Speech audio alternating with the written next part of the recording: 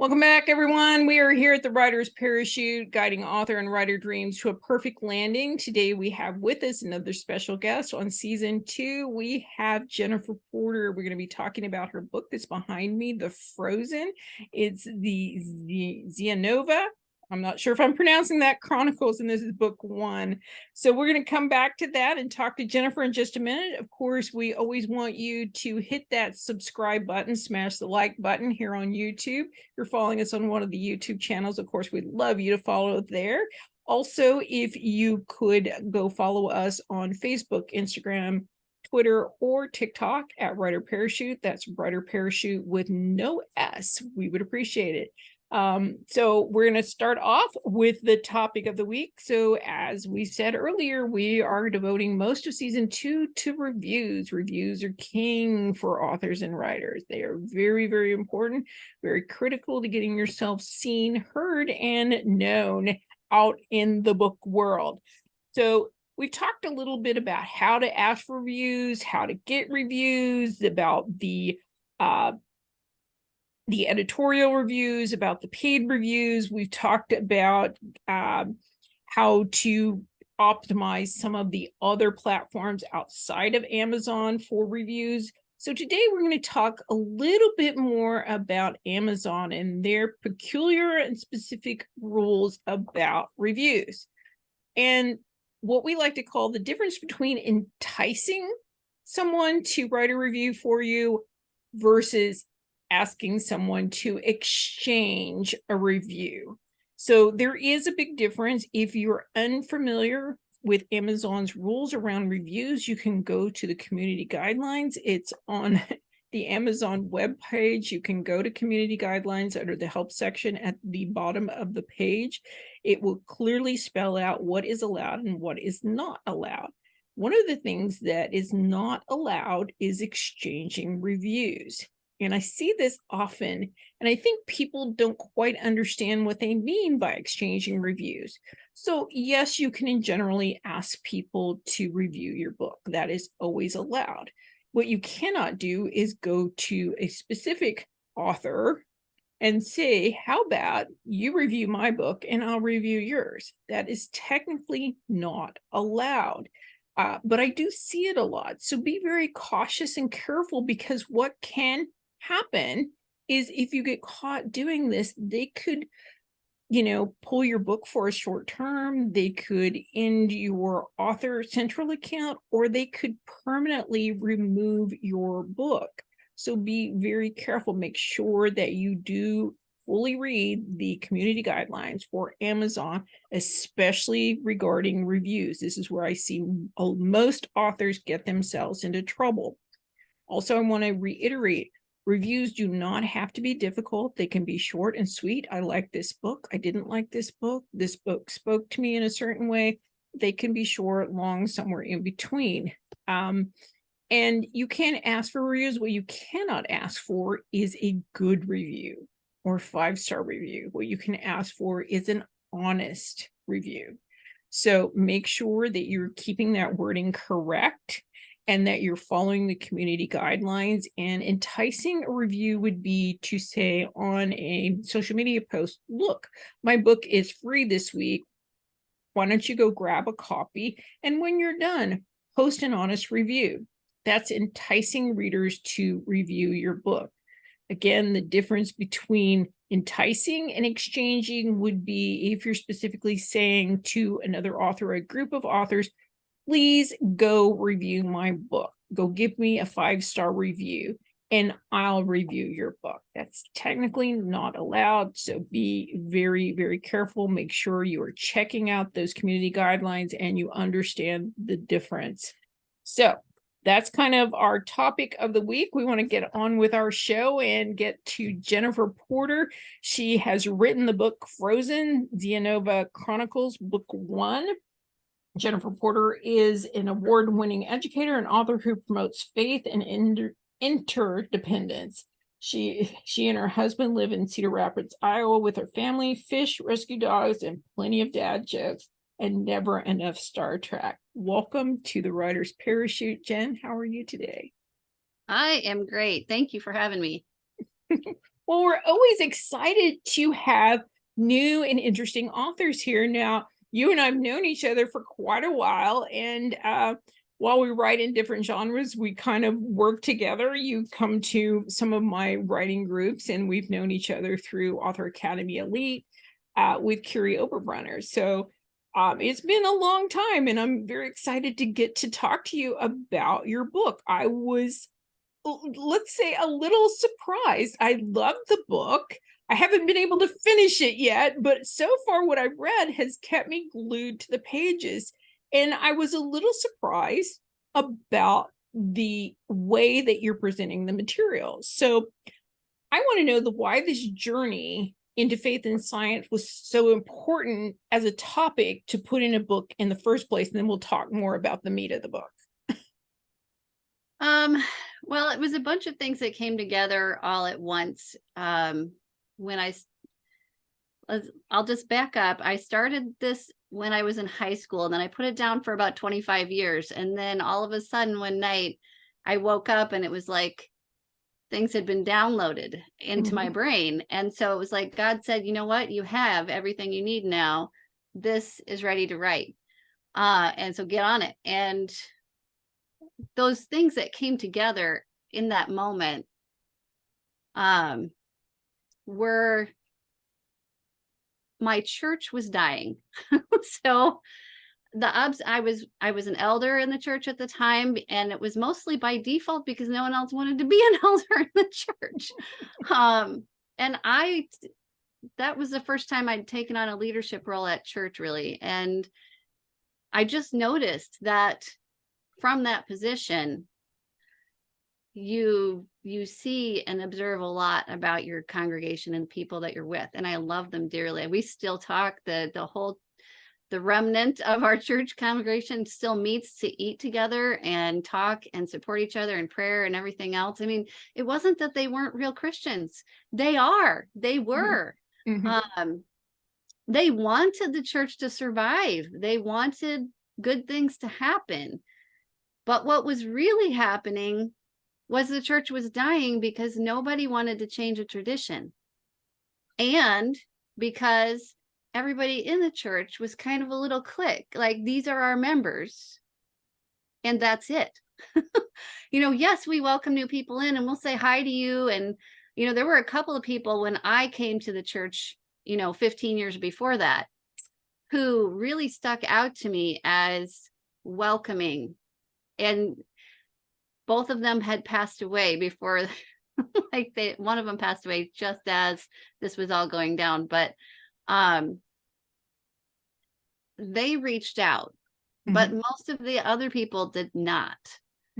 You kind of had to be there and be there and be there and be there and be there and be there. And like 5 years later, they would start saying hi to you and start talking to you, And I've noticed I've moved a lot as an Air Force brat, and my parents are pretty strong Christians, and I'm blessed by that. But, we went to many churches. Every time we landed somewhere, we would go and check out all the churches in the area, and you get to see the difference between active faith and kind of lazy faith and weird and not faith. But it's just such a subtle difference between lazy faith and active faith.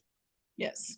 And so that intrigued me, and it troubled me, and it still troubles me today. Like, we have to revitalize our churches. We have to get people doing things, not just going to church. And we should be doing it together. Like, one thing that struck me was when we tried to save my church, there were 4 in the area who were also in the same denomination, and they had never been inside our church. They were within 5 miles of us.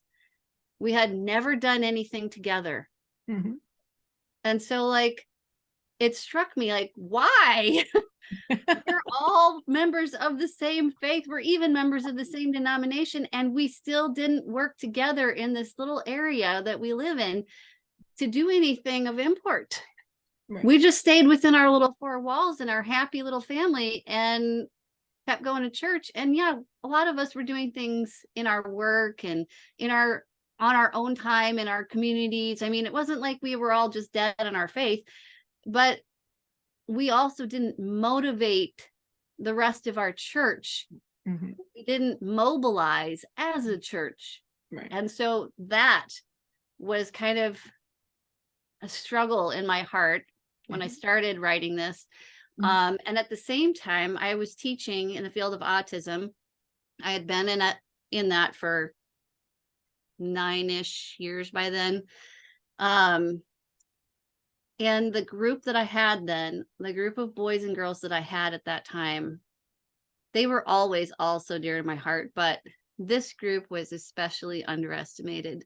They had some extreme talents, like Baby Sheldon, I call him, was in my class at that time. And we had several other really smart guys who people didn't see them as smart. They didn't see their gifts. Right. They totally underestimated what they were capable of doing. And I watched the depression grow, and I watched this self-worth diminish in middle school. I was a middle school autism teacher at the time. And middle school is when kids really struggle with that. But when you have a disability like autism and you are constantly underestimated and left out of things because people don't know how to get to know you, or don't know where to look at you for your gifts, like that you don't match their schema. So they just don't interact. And it isn't because they don't necessarily want to, but a lot of people just don't even know how to. So well, it sounds to me like these two were pretty much tied together in that they were so isolated in their little portion or their little bubble or the little division that nobody knew how to reach out and make all of you a community, to kind of coalesce and learn and reach out and, as you said, employ each person's talent to lift all of you in both the church and with these children who have autism. And of course, I know that back then you didn't have a really big understanding of the spectrum of autism that we are now coming to understand. It was at that point, it's like, autism was considered something like, well, they're always going to be a child, they don't have any intelligence. But we now know that that's not necessarily true. There are different spectrums of what they're brilliant at and what they struggle with. So I can sort of see that in my classroom. Yeah. Even that year I had the range. And we were our own little family and our own little community, and it was great. And we invited people in, and we were getting our kids in the school and the teachers more involved. And that process took a really long time and a lot of work, but it was so worth it to see them connect. Right. But you were still probably isolated to just that one school or that one area where, you were getting that community, you're bringing that community together. And it does take an awful lot of work to pull these little bubbles or these little isolation tents together, and because it requires a lot of trust, because that's what's building those walls a lot of times, is that distrust of, it's like, oh, well, our church is better than that church because they do that and we don't, or they have this going on and we don't, or whatever the difference is. And again, you have that same thing with this isolation from these children who have autism, where our children are quote normal and those children are not, and there's that fear, and that us versus them mentality that is kind of keeping that division there. And so it takes a long time to get that trust to pull that down and get the connections that you need. And so I generally applaud you in not only recognizing that, but trying to do something about that. So I want to know what made you want to write this extraordinary sci-fi fantasy series. I grew up reading like all the time. I got in trouble one time because I was supposed to be in bed and I was reading a fantasy novel and I didn't want to quit. And it was one of those big fat ones. So, I was like halfway through, I was just getting to the good part, and I shared a bed with my sister and a room with my sister at the time. And so I like waited until she was asleep, which didn't take very long. And I like put blankets down over the side, and I was under there, with my lamp on its side, reading this novel until the wee hours, when I suddenly looked up and realized that smoke was coming from the carpet, and that I had basically set it on fire. Oh my. Melted this plastic lamp into the ground while I was reading this book and didn't even notice it. It's right there. So that's what kind of a reader I am. And my mom loves to tell that story now, but she almost killed me. So, but the fire didn't kill me. My mom was going to. And she's like, your sister was in that bed. Like, but I put it out right away. So anyway, I grew up reading fantasy novels, and this novel started as a fantasy novel in high school. But I didn't know where it was going. And I was a huge fan of sci-fi on TV too. I love Star Trek. I cannot get enough Star Trek. I love all Star Trek. But in high school, I read this series, and you can't even hardly find it now. But it's called the Wolf Walker series. The first book is Wolf Walker, and by Tara K. Harper. And I just loved that series because I love animals. And there was a telepathic connection between the main character and her wolf friend. So, and they go off to have adventures. And so it started as kind of an homage to that series. I didn't know where it was going. So like I said, 25 years later, all of these things kind of converged in my life. And I'm like, this book is how I'm going to kind of cause an awareness that things need to change, that people are using established science and established doctrine to justify laws and traditions and ways of thinking whose origins or continued relevance and utility need to be questioned. Maybe it started for a good reason, but it needs to be re-examined. Or maybe we had good motives for doing it, but we executed it wrongly, or it grew that way over time for whatever reason. We always were like, we've done it this way. This is the way we do things. And this is why we point to the same thing all the time. And then we don't really look at it. We don't examine it. We just trust it. Right. Well, I love that was part of your book. We talked about, it's a big book. It's 640 pages, and it really has a deep dive into the things that are different and focusing on what we believe versus what is true. And I'm curious to find out what you're hoping the readers get, from that dichotomy, that kind of inner struggle. I really do want people to think, like, when they read my book, I of course want them to be sucked in and entertained, but I also want it to be one of those books that sticks with you and makes you think about the way that your life is being lived, and to realize that there may be things in your life that you've not examined, or that you've accepted because someone you trusted told you, or because that's the way it's always been. I want people to question. I want people to examine critically, like, what they believe and why. And to me, as a Christian, it goes back to the Bible itself. You need to check with the Holy Spirit, and because he's truth. Right. He's the true truth. And in my book, I have the true path that people are expected to follow. It's like the doctrine, it's been laid out, and you have these expected things that you're supposed to do every day, which are good things for Christians to do, but now it's law. And if you're not able to live up to that, there are some dire consequences for the people in my book. And in real life, right now, there are still dire consequences if you don't fit in Right. You know, if you don't If you don't follow the conform established, to, yeah, if you don't conform to the belief system of the day, Mhm. you still have some pretty dire maybe not freezing you like in my book, but you know, they're still pretty dire.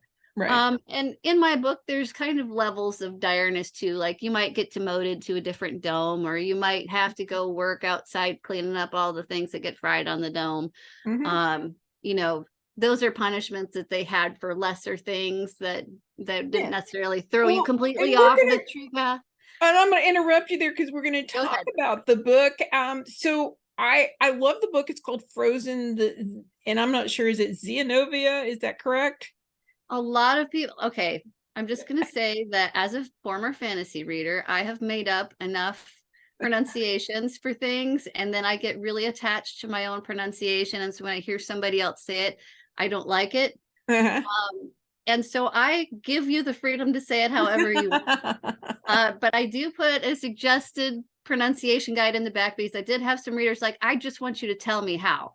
And so if you want me to tell you how I say Absolutely. it in my mind, I Oh, say sure. Xianova. Genova. Okay. Well, that makes But sense. And so yeah, it's the Genova Chronicles, and this is book one. And so the backdrop to the book, without giving away too much, and quite frankly, I haven't read the whole thing, so I'm still excited and plowing through. But it's very futuristic. It is in the year, I believe, 3019 or something along that lines. And there is, religion has shaped the day, as she said, the true path, and everything in their daily life is committed to what all of those rules and guidelines have been set to, even down to genetic markers that indicate you're either this or that, or how tall or how short you are, and what your job is, and how you're able to interact with the different levels of society.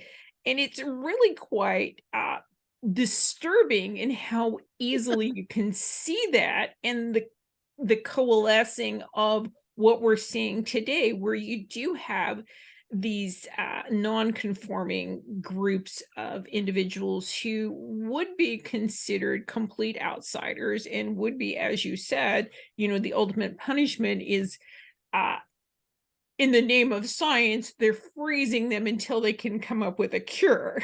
it's a blessing. It's not a curse. It's not a Right. punishment. It's a blessing. We're going to save you. Okay. Yes, So exactly. you have to think about it like you're Mhm, supposed to think about it, Donna, because that's where you're supposed to think about it. It is a blessing that mhm, we're giving you. And you know, if you have a child who has some kind of birth defect or whatever, we're blessing your child mhm. with a chance to be cured from that someday in the future. And don't worry, we'll do time rehab. They'll be Yeah, okay. As yeah, long as it happens within 200 years, because we right, don't have room to go beyond that. right. I know. So, yeah, It's pretty interesting, and I love the kind of concept behind this, but I want to know what you would like readers to take away from this book, because for me, it was a kind of a startling revelation of where the path we're headed to is going to end. I, you know, I want to make people think about our society, about themselves, examine their viewpoints and reasons for doing things, even ones that you might not even have consciously thought about before. So in my book, I did try to like dredge up through the way I set up the society, kind of things that we do today that just with a 1 degree shift Mhm. could end up something really bad. Um, and where we are right now, you know, things are improving for people with autism, and you know, things are improving in general as far as inclusion and acceptance of differences. At least on the outside they are. Mhm. But as far as actual reality goes, you know, things are still on the inside of people much the Mhm. same as they were. Right. And that's where Well, I want the change to take place. That's what I want people to take away is like, what am I like on the inside? Do I really do? Do I mhm, really believe what I say I believe? Do I really act on that in the mhm, way that I should? And I equally want non-Christians to read this book and enjoy it, but also be drawn to thinking about what does what do I believe and why? But Mhm. also, like, if you're thinking about Christianity as a non-Christian, I want you to be able to see that, like, Pharisee-like Christians Mhm. should not stand for us all, and that they're not maybe living out their faith the way they should. So I Mhm. kind of want even non-Christians to see that there's a difference between rules-based Mhm. Christianity and spirit-led truth Mhm. in Christianity. Right. And so there's a difference between what we take as truth and what the Holy Spirit gives us as truth. And so sometimes it's the same and sometimes it's not. But Mhm. I think everybody needs to examine it. And I want my characters, the characters in the book, it's a dystopian book. Mhm. So for Christians who read it, it'll be different than your usual Christian book. Mhm. For people who read sci-fi, it's going to be a lot different than your usual sci-fi. Right. I even had one reviewer say, I didn't believe that you could do Christian and sci-fi in the same book. There's Right. actually more than one Christian sci-fi book. Okay, Sure. mine is not the only one by Right. far. But Mhm. she was amazed at what I did with it and Mhm. is impressed with that. And it said it really made her think. And Mhm. that's what I want. I want you to go into it skeptical and Mhm. really examine the Mhm. world. Right. Um and your world. And I Yeah. want it to be, I didn't really answer some of Mhm. the questions that I pose in the book because Mhm. I don't want to be a preacher. It's Mhm. not about what I think is right necessarily. Sort of it is, but sort of it's not too. Like, I shouldn't. You're posing the questions, and I think that's what authors Yeah, have to do. We have to bring you have to reality bring it forward up. in a non-reality way and ask the question and then let the reader figure it out for Right, themselves, because we right. can't answer all questions.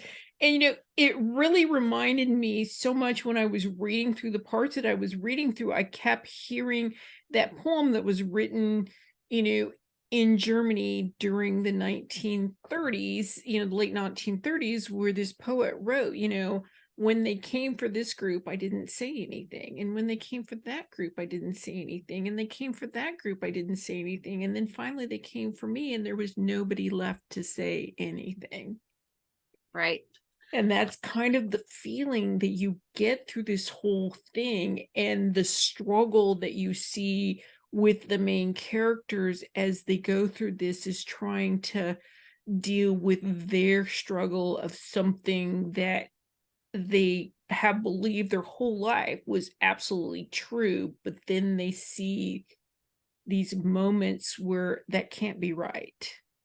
That can't be right. But then again, they don't feel like it's their job to say anything, and they're fearful of what will happen to them if they do. Well, in their society, purity is everything. Purity with a Sure. capital P, purity. Because their goal as Christians in my book is to become as much like God as possible. So Mhm. purity in every way. Mhm. So if you're not pure genetically right now and you might have problems down the road, they see that as a consequence of sin, Mhm. because original sin caused us to have all that stuff, right? So we're Right. going to try to fix you so that you don't have that anymore, and it started probably, way back when we decided we could cure cancer. And so these people that had cancer that were frozen were able to be cured and come back.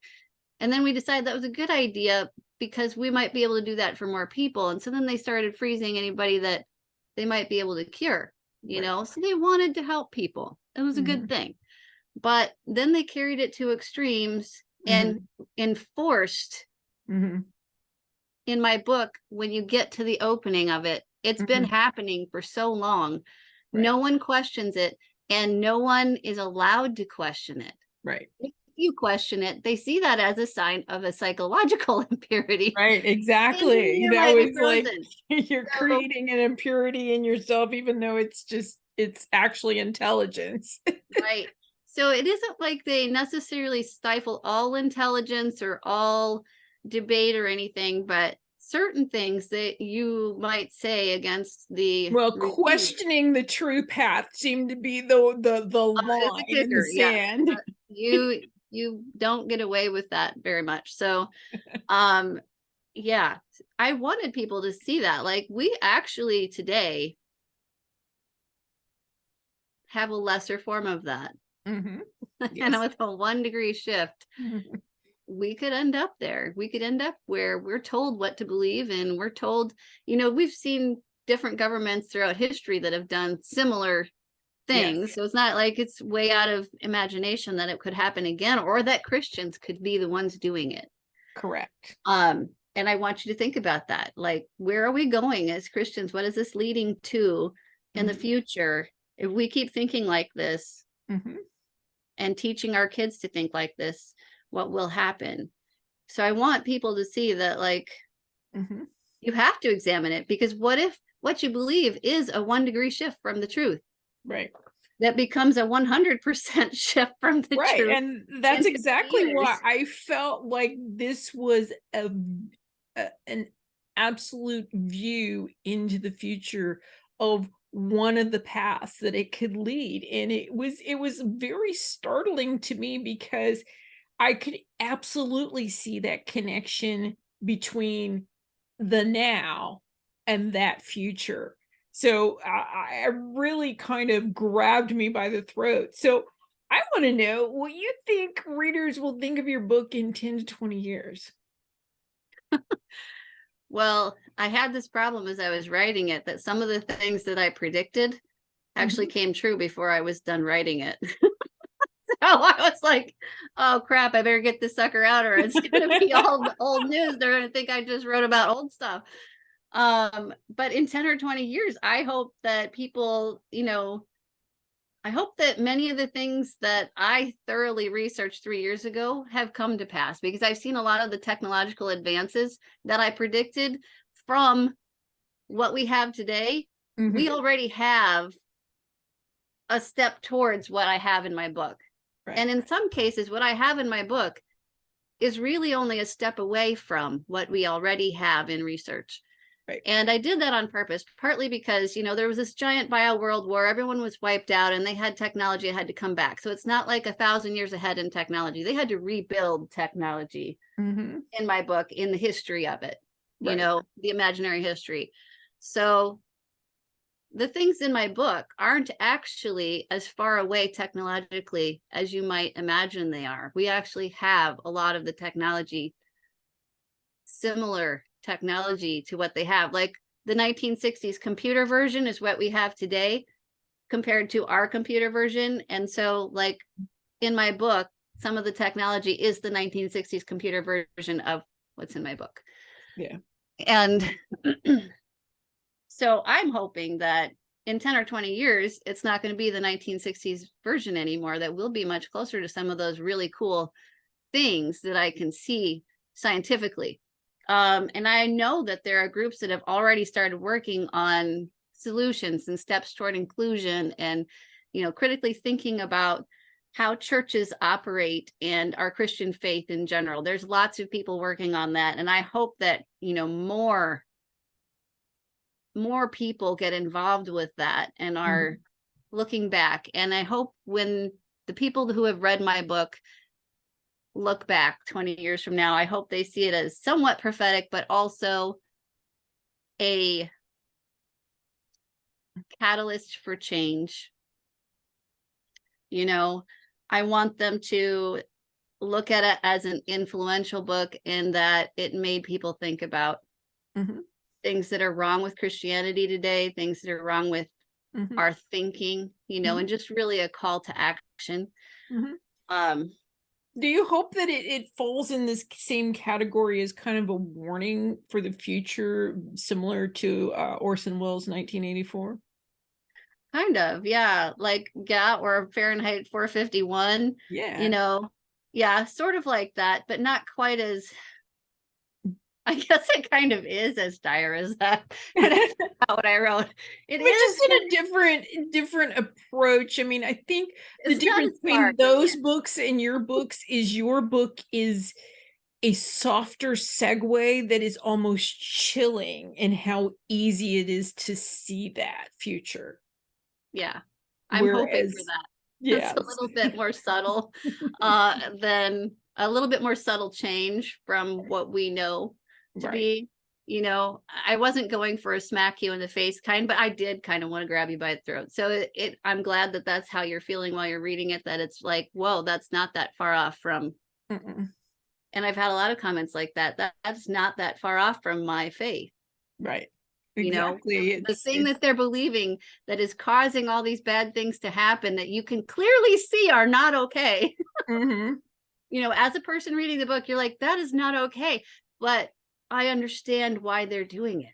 Yes, exactly. And that was, you could clearly see how they got from today to that. And it They're didn't not just a seem bunch like of it was a sickos. long walk either. So, Right. I didn't want you to look at them like they were sickos. I wanted you to understand even the quote unquote bad people mhm, as people with good intentions. sure. You know, people who thought they were Christians Mhm, or actually are Christians, right. but are doing things for the wrong reasons, Yeah, or, you know, just not thinking about what they're doing very deeply. Or right. sometimes, in the case of one of them in particular, that you're going to grow to hate, he really wants, he really, really, really, really believes in the true path. And he Mhm, really believes he's doing the right thing. mhm, He totally is believing it. And his reasons, I hope, make sense to people. right. So that when you read it, it is Mhm. just a smack in the chest, because I think I we just all started on want that part. I to think I know believe. who you're talking about. Yes. We all want to believe in what we're doing and that we're doing Mhm, the right thing for the right reasons. And in the Bible, it says every person can justify their actions to themselves, but God sure. weighs your heart, you know? Yes. And that's true. We all do justify our actions to ourselves. So Mhm, that I want you to see. I want you to see that these people had good intentions yes. with very different outcomes because of what they actually thought or followed. Mhm. You know, was it tradition or was it actually God that I'm listening to? Am I listening to the spirit talking to my heart, or am I listening to what I've been taught? Yeah. And yeah, so you're going to see that come right out and right out in the front. Well, Um, it is an absolutely amazing book. I highly recommend it. It is subtle but startling and completely eye-opening and page-turning. I had such a hard time putting it down. It's like I could have melted your lamp last night when I was reading I it. appreciate that so much. You know, that just fills me up with joy. As a writer, you know, that's like the highest compliment I could possibly get from somebody. So, you know, I appreciate it very much. Thank you. You're very welcome. So I want to know what obstacles or challenges that you ran into in either writing or publishing this book.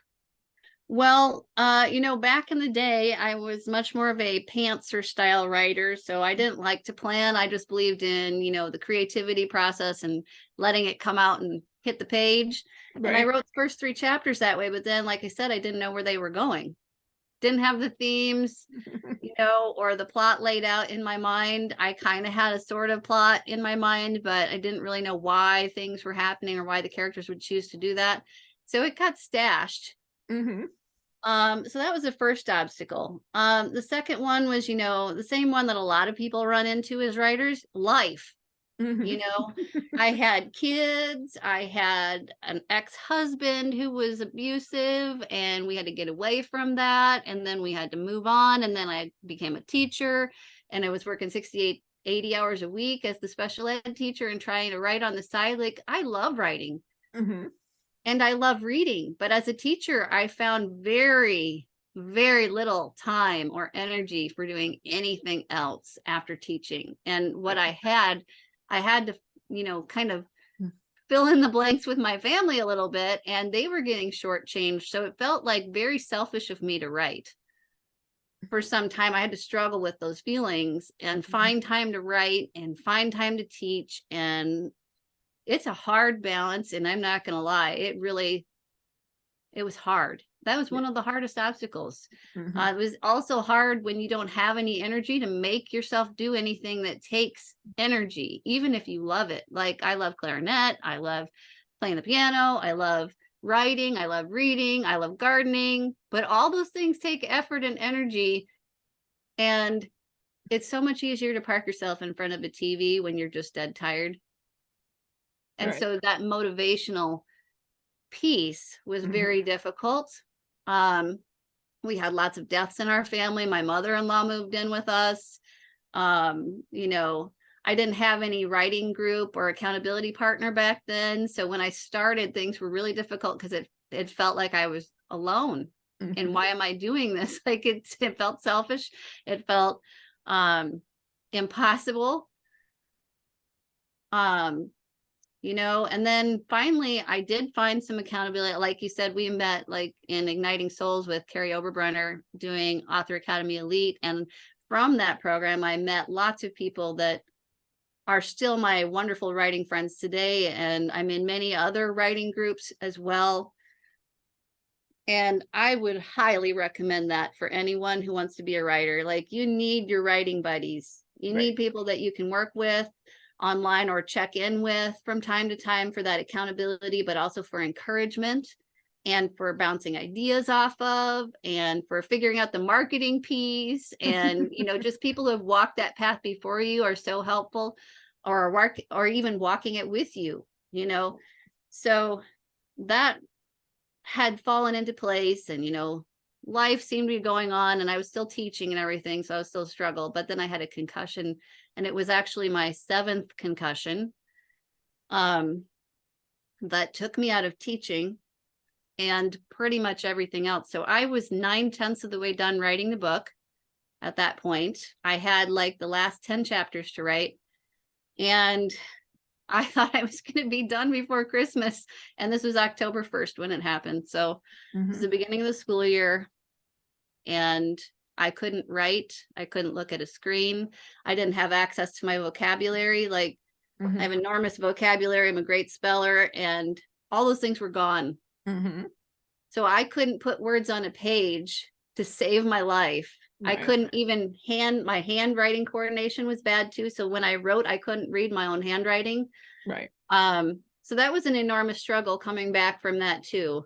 And Mhm. it took over a year before I was able to write again. And so in the beginning of 2022, I finally got back together enough, because I'm still struggling with the end of that concussion. And I've had 2 more since then that Oh have my. slowed the recovery down. What happens when you have a concussion is you become very susceptible to getting more concussions. So things that Right. might not give someone else a concussion give Mhm. me a concussion. Right. So I call it having a glass head now. So it just, yeah, Yeah, it something, does make you more susceptible and you know easier. It's kind of like having an exposed broken arm. It's like any kind of little bump or jostle is going to damage it further, and it's kind of the very much the same way. It's you know it's your head is kind of floating in a fluid, and it's like you know, but. If that fluid gets pierced and you know your brain kind of bumps up against the bone, it's like that viscosity has kind of lost its ability to shield you from that bump, and so it's like a kind of a like a thin spot to keep hitting, and it's not a yeah, good thing. I don't know all the particulars of how that happens. I just know that it's true Mhm. from experience, Mhm. unfortunately. But the, you know, coming back from that in Mhm. 2022, I finally got those last 10 chapters pushed through. Mhm. And, you know, I'm still kind of climbing through that and learning how to market. And marketing is the latest struggle, and facing still ADHD stuff from my concussion. Mhm. And, you know, that recovery is still a struggle. Mhm. Um, but I'm finding, you know, like blurb copy and marketing copy to be harder to write than the book by far. So, you know, there's all sorts of struggles and obstacles I've had in writing and publishing. And so what I would say to other writers is don't give up. That's the biggest lesson here, is just don't give up. Believe that it's there in your heart for a reason, that you want to write. Mhm. And even if you're not a good writer now, Mhm. you know, in your own mind, you have that desire for a reason, and there are tools and people that can help you become better. And nobody's ever a perfect writer. You know, there are always going to be typos in your book. There's always going to be, like, as much as I hate saying that because I'm a perfectionist, nothing will ever be perfect. So you have to just take that first action. You have to be willing to take the first step and let it be ugly. Right. You know, and just keep on letting it be ugly until it gets better. Well, and what do I always tell you about, if your first book out in the market is perfect, then you have to live up to that forever and ever. Whereas True. if you put it out there and it's good enough for right now, then the next one only has to be better. That's a much more achievable goal for me to work on. Maybe you should mention that to me 3 years ago, but well, maybe, but Yeah. for a lot of people, it's like sometimes you're only ready to hear things when you're ready to hear it. So I know. And like I said, I'm a perfectionist, so like I'm not sure I'm ever ready to hear that, but you know, well, but I know this as a teacher, you're going to learn so much more from making mistakes than you ever will from being perfect. you do. And honestly, here's the thing: you cannot edit or perfect what you have not done. Exactly. A blank page is really hard to edit. Yeah, if you don't get it onto the page somehow, some way, in some ugly form, you cannot make it better. No. You can't make it perfect. You can't make it even an iota better. Those weird little thoughts flying around in your head. So if you actually want to be a writer, you have to spit out the ugly stuff and then work on it. Right. And sometimes, and sometimes people are surprised at how eloquent they are. So, you like I say all the time, and this from coming to my writers group, throw the spaghetti at the wall and see what sticks. Yeah. Because that's kind of the way, you need to approach those first steps into writing, because we don't always know precisely where we want to start. We don't precisely know what our voice is going to be or what point of view we're going to start with. So again, just throw it all out there and see what works. Until you get it on that page and look at it, you're not going to know. You're not going to know what feels comfortable to you, whether you prefer to write in third person or first person, or, from an omniscient narrator, or whether, you want to speak like a normal person, or you want to be more precise with your language. And a lot of times, when you're in the beginning, you don't even know specifically what genre you're going for. You have an idea, but you don't know for sure until you get it there. And, as an editor, I tell people all the time, it's like, I can't do anything with a blank page. There's nothing to edit. There's nothing to fix. There's nothing to correct. There's nothing to comment on. So yes, I agree with you. Get it on the page, however you have to. We have amazing technology today. We can do voice to text. We can type. We can record ourselves. You can write on pen and paper and then transcribe it. I mean, they even have rocket books that'll transcribe your handwritten, pages. It's quite amazing. When I started writing years ago, I mean, it was either, typing it on a typewriter or handwriting it and then have somebody else transcribe it before you. It's like there was a little bit of the dictation, but then again, you had to have somebody transcribe all of that. It was a process. And you haven't written a manuscript until you had to type it out on a typeuter with, whiteout. And I did. I have the typewritten type. I want to show you something. This is, I'm going to hold it up because someday this is going to be worth money here. Do you know what they are? Oh, yes, the floppy disks. Look at okay, let me get the right one up to the camera there. You see the name on that? No, I can't see it. Okay, it says Shanley. And you, having started reading my book, know that that's the main character's name. Yes. The date on this disc is 3/27/97. And so it's a 3.5-inch floppy disk for those of you listening to the podcast, and I still have it. And that's from my Smith Corona word processor. That is not from a computer. That's where it started. But that was where it started being typed because I hand wrote the first copy. And then it was printed out on a dot matrix printer. when I was in high school. And then after that, I transcribed it onto my word processor. And from there, it eventually made it onto a 6 gig hard drive computer, which was the top of the line then. And of course, now we're way past that. But there's so much stuff available for writers now. Any kind of organization that you think is going to work for you, I'm sure there's a program for it right now. Yep. I love Scrivener and Plotter, but my sister likes the snowflake method, which does not make sense to me. But there's software for that now too, so you can do that. There's so many things to help you get where you want to be and do what you want to do as far as being a writer. So I definitely would say, if you have that dream or that goal, that ambition, and it sounds like, Carrie always told us like 80% of people in the world want to write a book, but only this tiny amount actually follow through with it. If it's there and you really want to do it, you'll find a way to do it. But it does take just spitting it out and figuring it out as you go sometimes. But also, I said, find yourself some writer friends to keep you motivated and keep you going and keep you inspired. And I mean, people in your life are going to inspire you anyway. And my dogs have inspired me. But it's different. They don't understand all the things that you have to do as a writer. And you talked about this earlier. It is a lonely, isolating business. So you need to have, other writers that understand. And it's not that even if they can help you or not, it's that they're there. If you're feeling down, maybe they can lift you up. If you're feeling frustrated, then they can help you get through that. And I know for me, just having those writing groups motivates me to do it, whether I feel like it that day or not. It's like, sure, I'd love to sleep in on those mornings, especially the Monday morning one. But because I know other people are depending on me and are expecting me, then that motivates me in that way to get up and get there, whether or not I feel like I'm going to want to write that day or not.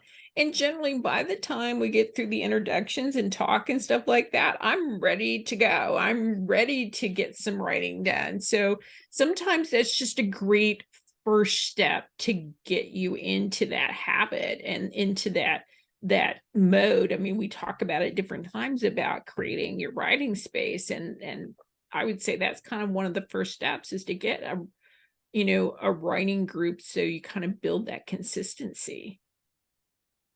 Definitely. And I want to put a little caveat in there, because I know there's people listening or thinking like, I am the world's biggest introvert. I don't need that connection. I actually look forward to time by myself. I want to tell you, I am the world's biggest introvert. You can't beat me. But as far as motivation goes, when it comes to pushing yourself to do something, that voice in your head is not enough sometimes to get you to do the thing you need to do. And you don't have all the knowledge you need. I don't care how smart you are. You don't have it all. You might be the best editor in the world, because I know I feel that way sometimes, but I can tell you, I still needed an editor to help me with my book. Right. You just need those other people. And there's no way to do anything in this life completely isolated. Yes, writing is a great profession if you're an introvert, but know that having a writing group is still like, and I love that we can do it online now, because me actually going out somewhere as an introvert probably would never have happened very often. Right. But now you have these groups online like yours, Donna, where you can be in your comfortable environment all by yourself, but not. Right. And for me, that was so helpful to have that available, to not have to necessarily be with people, but also to be able to be with people. Right, and exactly, to feel that camaraderie without feeling obligated to. You have your coworkers. Yeah. But, as an introvert, if you feel the need, you can mute them off, or you can shut off your camera, or you can, even leave the group if you want. I just love that about our writing groups. But in addition to that, though, like that piece of having those people in your life that you can turn to for that motivation, encouragement, and support is so important.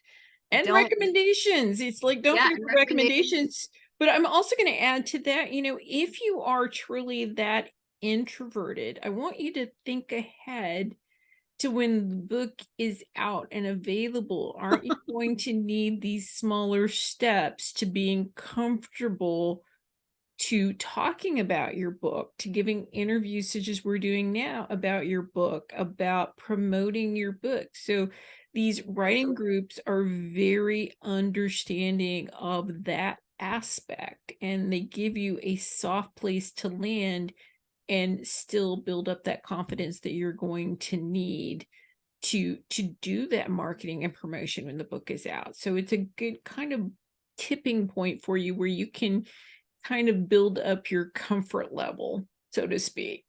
Definitely. It definitely does. Like, I know when I started teaching that standing in front of a classroom petrified me, Right. but it also energized me. So there was this weird dichotomy every time. And there still is when I teach, whenever I teach, and I've been teaching for 20 plus years. So like whenever I get up in front, Mhm. I am both scared to death and energized by it. And I almost feel the same way when I'm writing. Like when you're looking at the blank page, you Mhm. are scared to death of what you put on that page is going to be absolute crap. Mhm. And then you're also really energized and jazzed that it might be the best thing in the world for somebody else to read. Like it might be their new favorite book. And, you know, as And a I'm writer, going to respond to that because I hear that a lot. It's like, oh, what I'm going to write is going to be absolute crap. Let me tell you a big secret. Everybody's first draft is absolute it's crap. You have to get the crap out of the way to get the good stuff. You have to write crap in order to write good stuff. You have to. So just accept it. Yes. And I say that not accepting it myself. I'm a complete hypocrite in that I stare at blank pages as much as the next person and go, oh my God, oh my God, oh my God. I don't even know how to put the first sentence down. I don't even know what the first sentence should be. I don't even know where the first sentence should come from because I don't even know which point of the book I'm going to start writing. Like which point of the story is going to be the beginning. Yeah, you know, exactly. how am I going to decide that? Well, put it on the page because now you have Scrivener and now you have, whatever other software you use where you can take your computer and just move it around. That's right. You Yes. can take your computer and erase and edit, and you don't need whiteout and you don't need a transcriptionist to fix it for you. Nope. It's super easy today. Yes, it is. And because of that, there's a lot of competition too. I mean, there's downside to all that, but the upside is you have such an enormous opportunity to make your dream come true. Well, and let's not forget that, with with all of this diversity of thoughts and ideas, there's always going to be somebody somewhere that needs to hear your story and the way you tell it. Yeah. And I see that as a big obstacle for writers. So we're going to have to move on here a little bit, as much as I love talking to you about all of these things. So I want you, because we're talking about reviews here in season 2, to write us a review about your book. Oh, of course, it's the best book I've ever read. There's the short version. No. Okay. I have had to write the blurb so many different times and had to write short versions of it that I'm just going to give you the version. Like if I was going to be like a book reviewer, maybe I would write this about my book. So The Frozen is a Christian dystopian science fiction novel set in the far future. So I'm going to give you the summary of the book here. It is a short summary of what's going on. After Earth's population was decimated by a bio-world war, there now exists a motley crew of mutated monsters, including dinosaurs, titanoboas, scorpion vines, slaughterhounds, and the one that readers voted the most fearsome of all, the lure toad. Christians took over the world. In the wars that followed, nature reclaimed most of the landscape. The remnant of humanity now exists in systems of interconnected domes controlled by a world government. The tech in this book and the biotech is closer to becoming a reality than you might think. Featuring a strong female lead, genetic engineering, and major characters with special needs such as autism, this epic beginning to the Xianovan Chronicles trilogy questions the ways that we, especially as Christians, assign value to other human beings. The line between sincere faith and pure evil becomes very thin. So I like that. That's a really good description. So now let's hear your review of the book if you were a reader. Oh, my criticalness of myself might Yes. come out in that.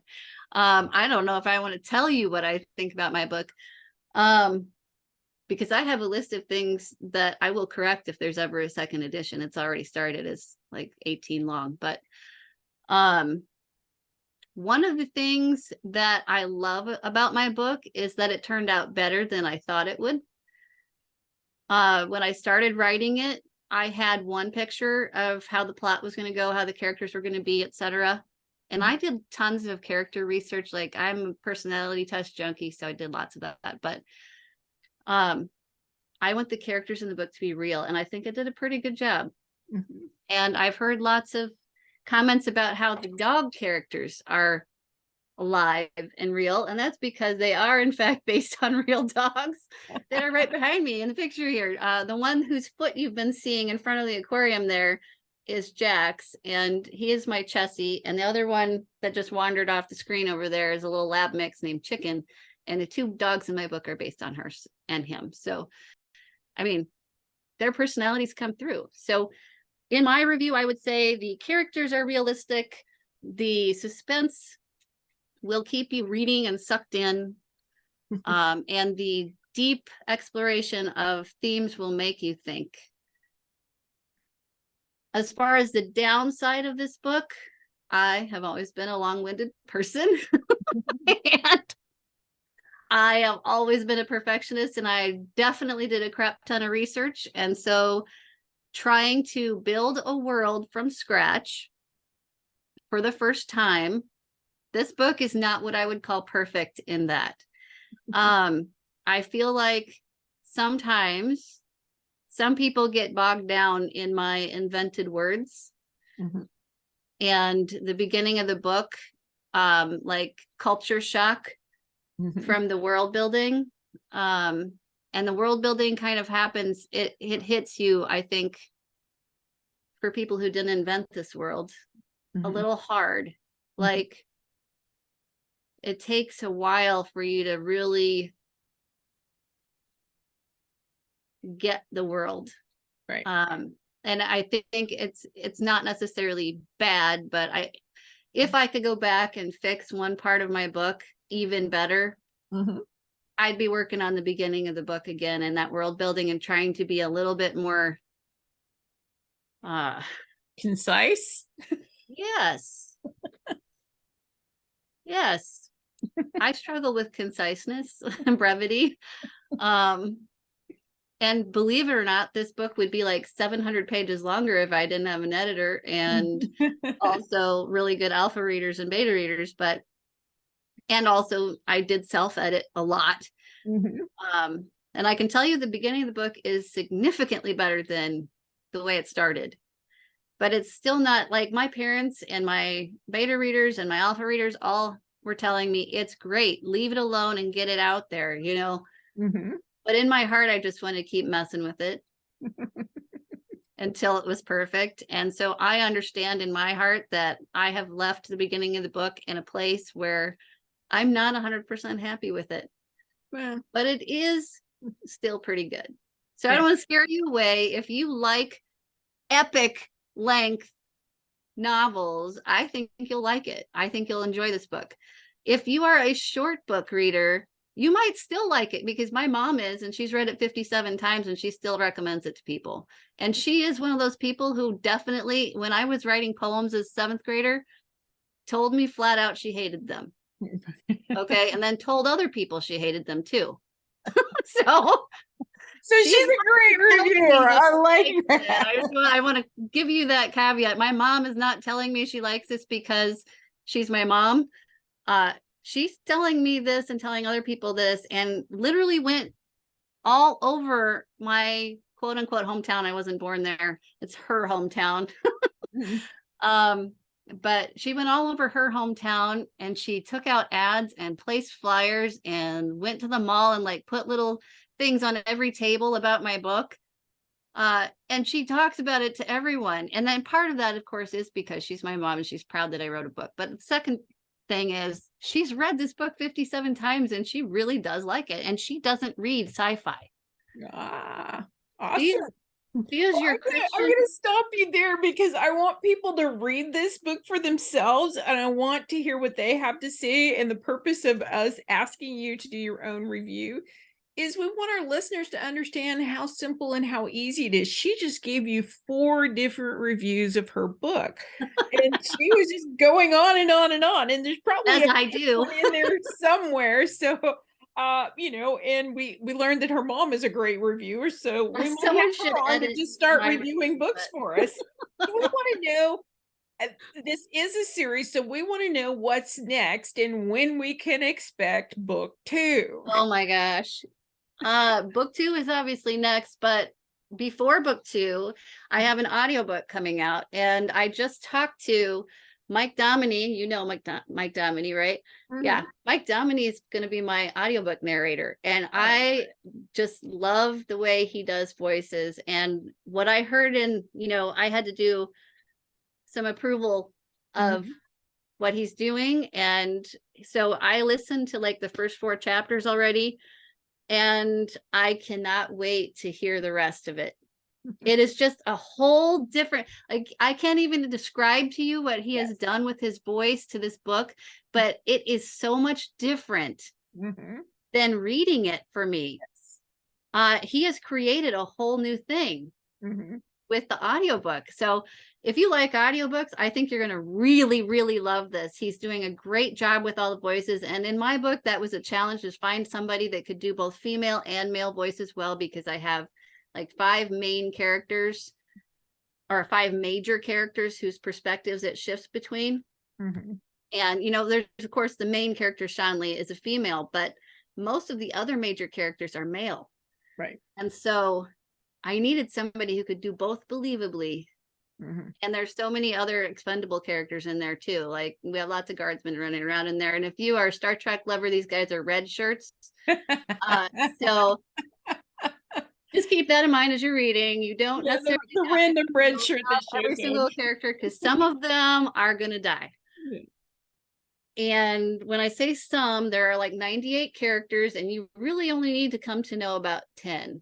So, all right, well, I'm going to cut you off with that. So when can we expect the second book? Because we want to encourage you to leave the perfectionism alone and get onto that second book so we can start reading it. Book 2, I hope, will be out by later this year. Okay. Well, I can't really put a date. Have you come back when it's available so that we can talk about that. So can you tell our listeners where they can find your books? Because I really want them to go get a copy of this book. I think it's for everyone. I think there's something in there that everyone will connect to. It is a commitment to read. As we said, it's 640 pages, but I have to tell you, I'm flying through the pages. I'm not even noticing how long it is. I've heard that a lot. I've also heard some people who really struggle with that first part, like I said, but it does get better if you're reading the first part. I think as things come together past the initial culture shock and getting used to that technology and sci-fi-ness of it, it'll fly after that. Sure. Okay, so where can they find your books? Where can we get them? Find it? Oh, sorry, I didn't really answer the question. Yeah, you can find my book on Amazon, barnesandnoble.com, basically anywhere that you can find an ebook, you should be able to find my book. You can also find it on my website, which is jenporterauthor.com. And if you order it on my website as a hard copy, there's a discount right now. And for the next several months, for sure, there will be a discount from the Amazon price. If you go to my site to order it, it will take longer than it takes from Amazon to get to you, but it will come signed. Okay. So if you want a signed copy and you want it at a discount, get it from my website. If you want it in 2 days so you can read it right now, buy it from Amazon. That's probably the fastest way to get it. So all right. Well, we will put all the links in the show notes for everyone, so you don't need to go run out and grab a pen and paper as she's rattling off these email addresses and these connections for you. We will have everything in the show notes for you. So I know you're on social media. Where can they find you? Predominantly right now, I have a Facebook page Facebook author page. I'm starting a TikTok page, so there's not much there right now, but it'll grow. And I love TikTok. I'm a TikTok lover, so hopefully I'm going to figure out how to do that as an author pretty soon here, and that'll become more of a thing. And the other place I am is Instagram. So Facebook, Instagram, TikTok are my author places, and Goodreads. I have a Goodreads profile too. Okay, great. So. All right. Well, we will have those specific links for you in the show notes. So any upcoming events, newsletter giveaways, or anything else that you would like to share with the audience before we jump over and do our tip of the week? Sure. If you're signing up for my newsletter on my website right now, you're going to get access to a secret page that I'm building with all sorts of background knowledge, research, upcoming news and events and stuff like that. So you'd be first on the list if you're in the newsletter, and you have access to that page where you get super secret info on the background of the book and all that good stuff. And my progress on book 2, there's a progress meter on there, and I'll keep updating. So there's that. And then when the audiobook comes out here later this month, there'll be a promo that goes along with that, so you can look for that as well.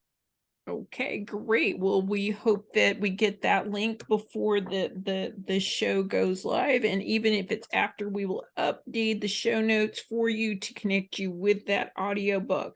Was there anything else that you want to share before we go ahead and do our tip of the week? Oh, I just encourage people, don't give up. Just go for it and do it.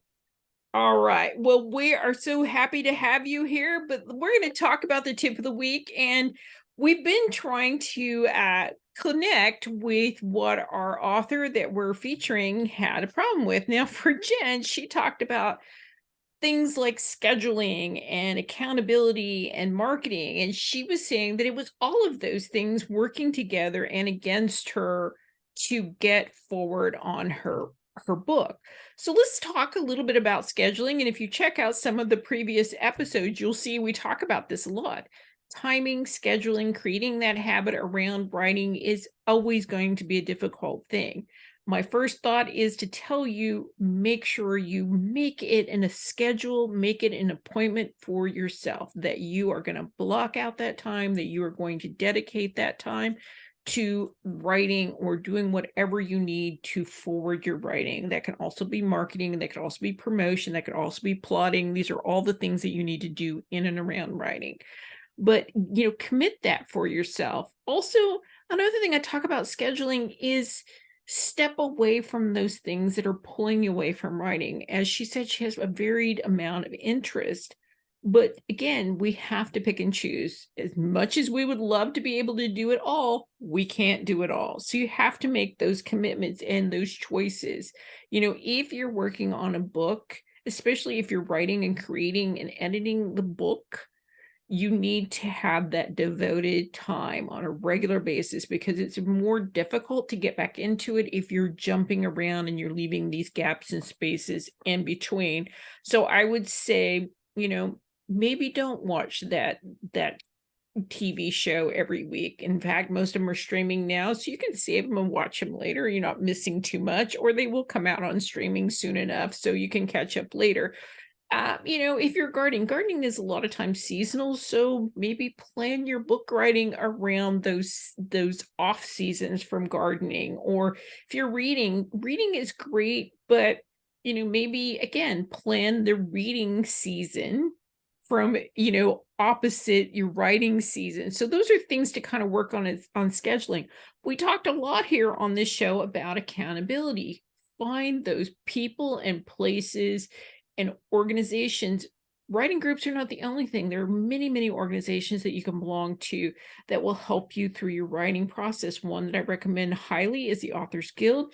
There's also specific writing groups for different genres. There's the Society of Children's Book Writers and Illustrators if you're writing children's books. There's also sci-fi and fantasy writers.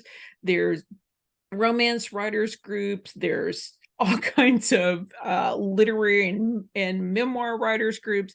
So go search for those. If that's where you need to be, those people are going to be more specific to what you're writing and advice on that, where accountability groups are just more of a place to gather and write and keep each other motivated and encouraged. And then when we're talking about marketing, my simple answer here, you're going to hear me say this a lot, a lot, a lot. So listen up. If you're worried about marketing, you're struggling with marketing, it's because you have the funnel upside down. You need to look at the end. What is it that you want? Not what you can do, it's what is it you want? Do you want more sales? Do you want a bigger platform? Do you want more followers? Do you want more reviews? You have to decide what you want the result to be to decide how you're going to market, how you're going to promote. Once you figure out what you want, then it's going to become very obvious very quickly what you don't want. So, and what things are not going to help you. As I said, if you're writing a children's book, promoting your book in a book about bar stools and bar rooms is probably not going to be very helpful to you, whether you're wanting reviews or sales or anything. But if you're writing a book that's more in line with that, then sure, it would work great for you. But again, is that the audience you're going for? Are you going for them for the right reason? That might get you in front of people who may read that, but maybe you can narrow that down and be a little more specific. Is it more about people who like fighting in general, or a specific kind of fighting? Or is it just people that enjoy, that kind of activity in general? So, again, as long as you know where you're going, the path becomes a little clearer and a little easier to figure out. And try to be as specific as you can of what you're going for. Again, are you going for 5 reviews? Are you going for reviews in general? Are you going for reviews specifically to Amazon, specifically to another retailer? Again, these things will help you figure out how to get there. So I'm going to leave it at that. I know it's a tip and it's short and sweet. Of course, if you have more questions about that, we encourage you to go to thewritersparachute.com and leave us any of your questions or comments. You can also leave questions and comments on the podcast on YouTube or any of the podcast platforms. And then, of course, reach out to us on social media. We are on Facebook, Instagram, TikTok, and Twitter at Writer Parachute. That's Writer Parachute with no S. And we want to thank you, Jen, for being with us today. We love your book. We hope you come back when book 2 is back with us. And as always, I am always so grateful to be the host of the Writer's Parachute, guiding author and writer dreams to a perfect landing.